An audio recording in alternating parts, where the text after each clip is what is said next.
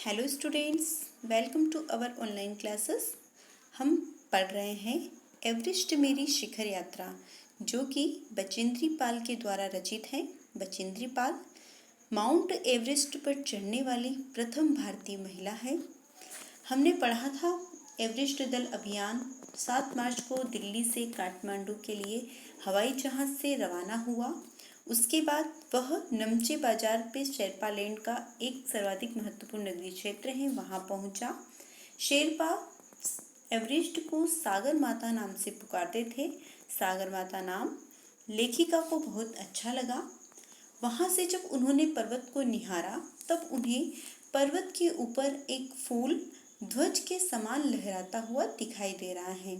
वह बर्फ, जो सूखी हुई बर्फ होती है, वह हवा के 150 किलोमीटर तथा इससे भी अधिक तेज गति से चलने के कारण वह ध्वज के समान लहराती हुई दिखाई देती है। यह दृश्य बहुत ही आकर्षित करने वाला था, परंतु थोड़ा सा डराने वाला भी था।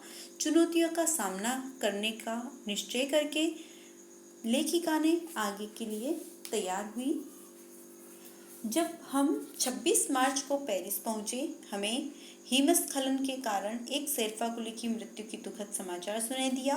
उसकी वजह से जो कुली थे उसमें 16 कुली थे, उसमें से एक की मृत्यु हुई थी तथा 4 लोग घायल हो चुके थे। यह समाचार सुनकर उनके बीच में बहुत थोड़ा दहशत फैल गया था और उनके चेहरे मुरझा गए थे पूरे दल के। इस समाचार के कारण अभियान दल के सदस्य के जो नेतृत्व कर रहे थे, वहाँ पर जो खुल्लर थे, उन्होंने स्पष्ट रूप से कह दिया था कि एवरेस्ट जैसा महान अभियान पर जाने वाले इंसान या जाने वाला जो भी व्यक्ति है, उसको अनेक खतरों का सामना करना पड़ता है।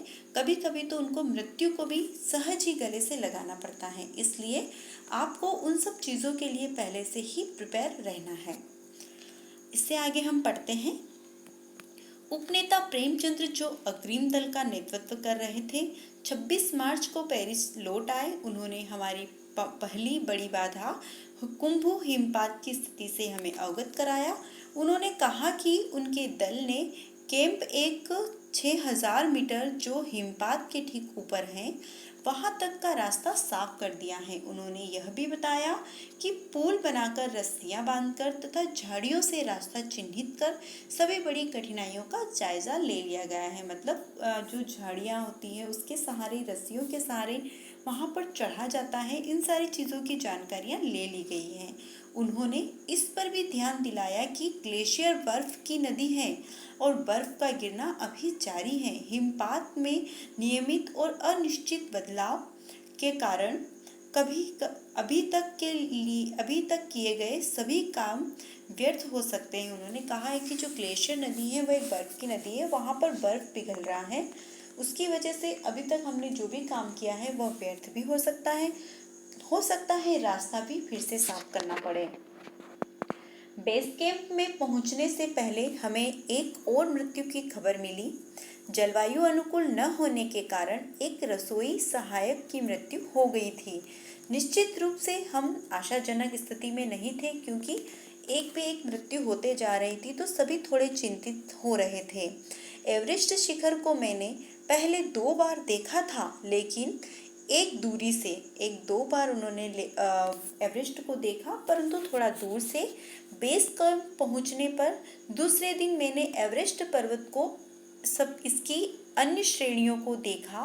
मैं भौचक्का होकर खड़ी रह गई और एवरेस्ट लहोत्से और नुत्से की ऊंचाई से घिरे बर्फीली टेढ़ी मेढ़ी नदियों को निहारती रही। भौचक्का मतलब आश्चर्यजनक होकर वह वहाँ की टेढ़ी मेढ़ी नदियों को निहारती रह गई थी। हिमपात अपने आप में एक तरह से बर्फ के खंडों का अव्यवस्थित ढंग से गिरना ही था। हमें बताया गया था कि ग्लेशियर में बहने से अक्सर बर्फ में हलचल हो जाती थी, जिससे बड़ी बर्फ की चट्टानें तत्काल गिर जाया करती थी और अन्य कारणों से भी अचानक प्रायः खतरनाक स्थिति धारण कर लेती हैं। सीधे धरातल दरार पड़ने का विचार और इस दरार का गहरा चौड़ा हिमविरद विदर्भ में बदल जाने का मात्र ख्याल ही बहुत डरावना था। जैसे ही वहाँ के मानसून अनुकूलन होने के कारण बर्फ पिघलती थी और बर्फ पिघलते ही बड़ी बड़ी दरारें हो जाती थी और दरारों में अंदर धंसने का जो विचार होता था कि अचानक कब कौन सी दरार खुल जाए, कौन सा कहाँ से बर्फ पिघल जाए और बड़ी सी दरार के अंदर वो लोग घुस जाए, इस चीज़ को सोचकर ही उनको बहुत डर लगता था।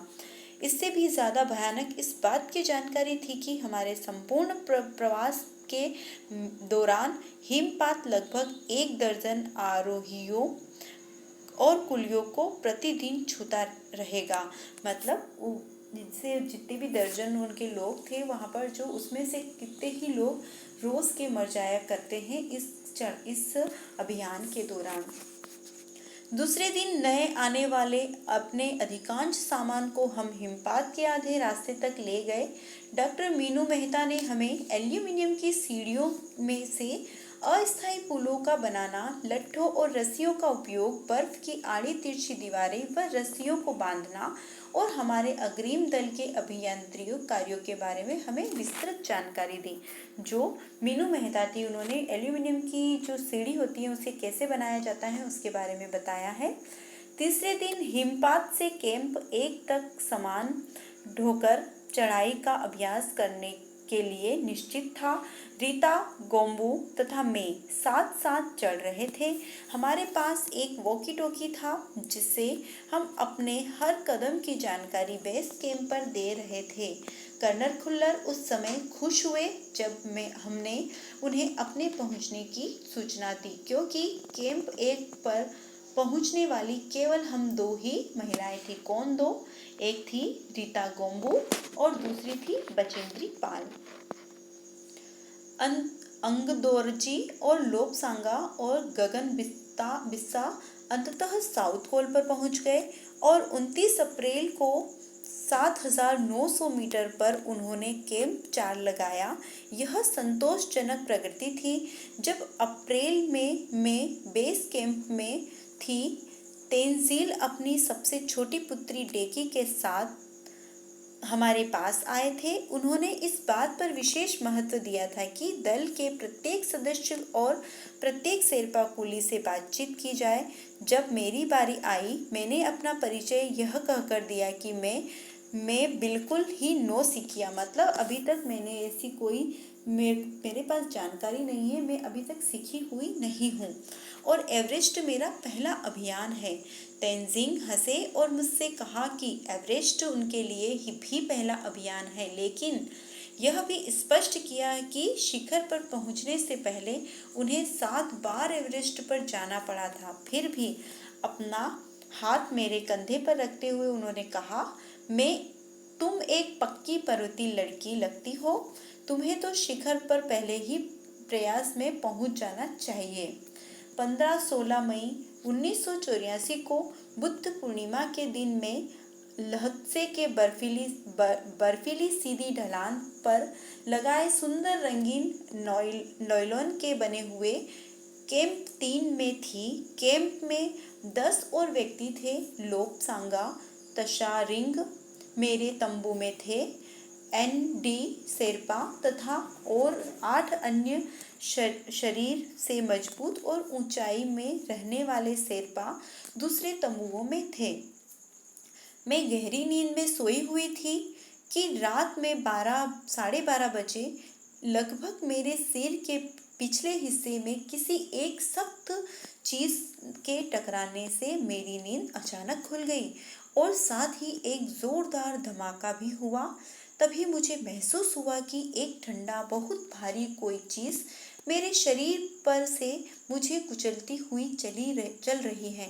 मुझे सांस लेने में भी कठिनाई हो रही थी।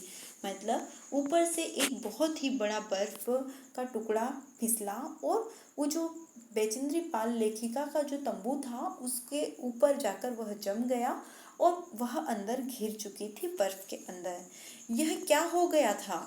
एक लंबा बर्फ का पिंड हमारे कैंप के ठीक ऊपर लहुत्से ग्लेशियर से टूटकर नीचे आ गिरा था और उसका विशाल हिमपुंज बन गया था। हिमखंडों, बर्फ के टुकड़ों और जमी हुई बर्फ के इस विशालकाय पुंज ने एक एक्सप्रेस रेलगाड़ी की तेज गति से और भीषण गर्जना के साथ सीधी ढलान से नीचे आते हुए हमारे कैंप को तहस नहस कर दिया। वास्तव में हर व्यक्ति को चोट लगी थी। यह एक आश्चर्य था कि किसी की मृत्यु नहीं हुई। वास्तव में वहां पर चोट तो हर किसी को लगी थी, परंतु किसी की मृत्यु नहीं हुई। यह बहुत ही चौंकाने वाली उनके लिए बात थी। लोब्सांगा अपनी स्विस छुरी की मदद से हमारे तंबू का रास्ता साफ करने में सफल हो गए थे और तुरंत ही अत्यंत तेज से मुझे बचाने की कोशिश में लग गए। थोड़ी सी भी देर का सीधा अर्थ था मृत्यु।